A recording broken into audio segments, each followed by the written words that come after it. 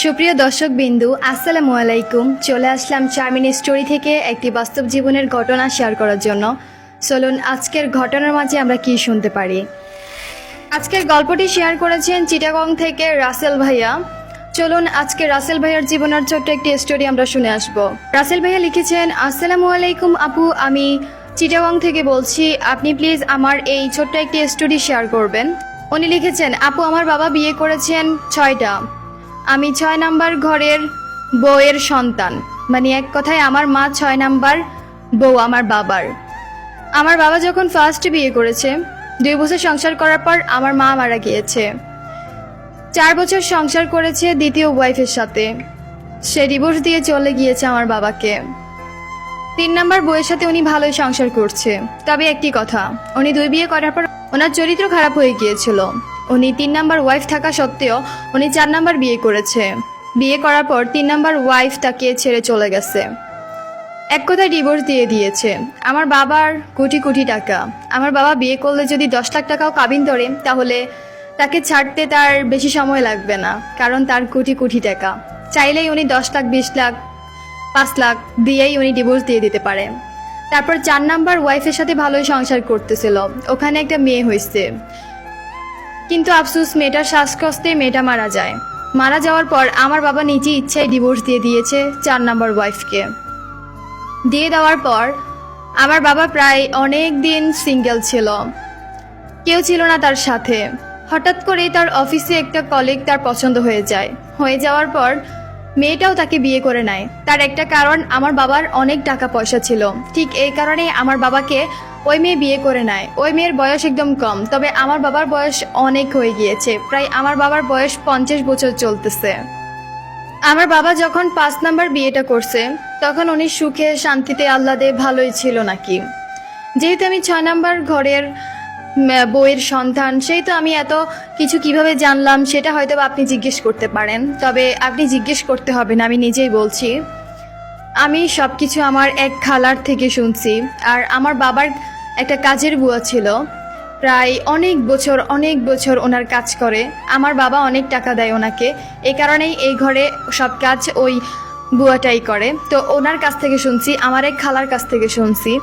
যাই হোক, 5 নাম্বার বিয়ে করে আমার বাবা তাকে নিয়ে থাইল্যান্ড চলে যায়। থাইল্যান্ড চলে যাওয়ার পর ওখানে প্রায় 4 বছর ছিল। 4 বছর থাকার পর বাংলাদেশে চলে আসে। তারপর আমার বাবাকে ওই 5 নাম্বার ওয়াইফ ডিভোর্স দিয়ে দিছে। আমার বাবা থেকে 15 লক্ষ টাকা মেরে দিয়ে ওই মহিলা চলে গিয়েছে। চলে যাওয়ার পর আমার বাবা সিদ্ধান্ত নিয়েছে যে আর কোনোদিনও বিয়ে করবে না, কারণ আমার বাবার সম্মান টোটালি সব জায়গা থেকে হারিয়ে ফেলেছে, ঠিক এই কারণেই।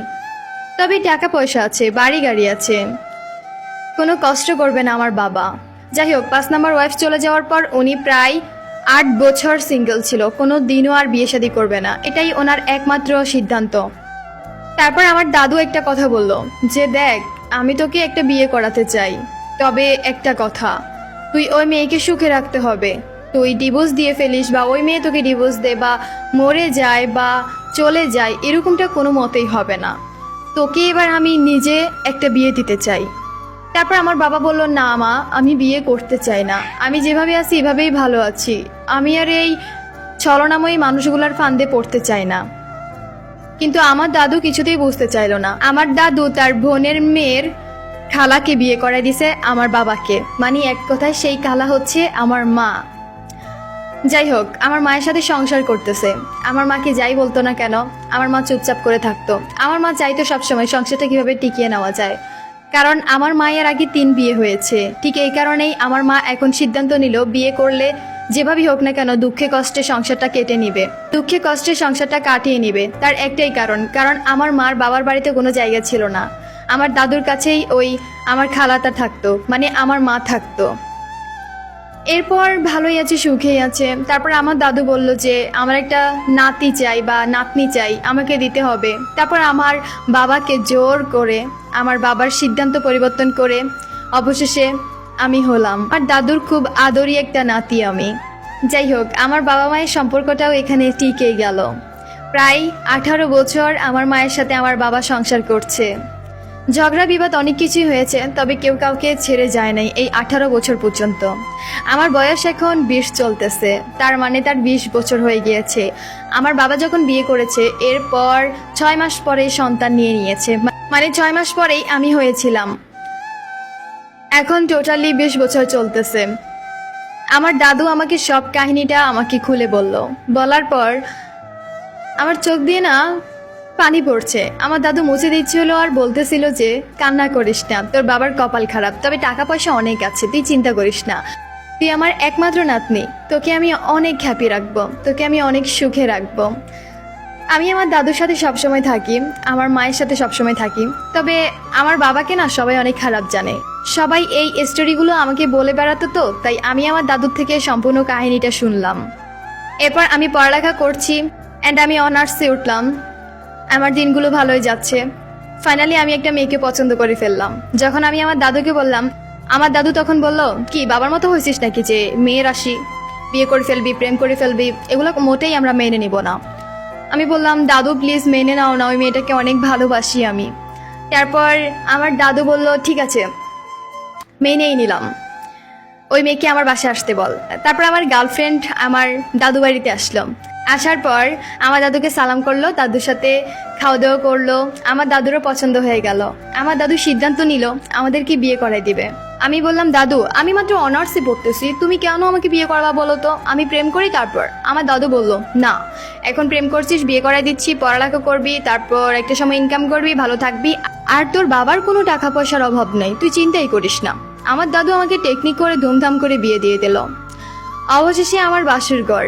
আমি তো অনেক হ্যাপি। তার কাছে গিয়ে বললাম, আমি যে আসলে 21-22 বছরে যে বউ পেয়ে যাব সেটা কখনো ভাবিনি। আমার বউ বলল, হ্যাঁ আমি অনেক হ্যাপি তোমার মতো একটা ছেলে পেয়ে। যাই হোক, দুজনেই অনেক হ্যাপিতে ছিলাম, অনেক আনন্দে ছিলাম। এভাবেই আমাদের প্রেম কাহিনী 5 বছর কেটে গেল। কেটে যাওয়ার পর ফাইনালি আমার বউ প্রেগনেন্ট। সবাই অনেক হ্যাপি, আমার বাবাও অনেক হ্যাপি, আমার মাও অনেক হ্যাপি, আমার দাদুও অনেক হ্যাপি। অবশেষে আমার একটা ছেলে হলো, সবাই আরও অনেক বেশি হ্যাপি। কিন্তু আমার ছেলের বয়স যখন 6 মাস হয় তখন আমার দাদু মারা যায়। আমি অনেক বেশি কষ্ট পাই।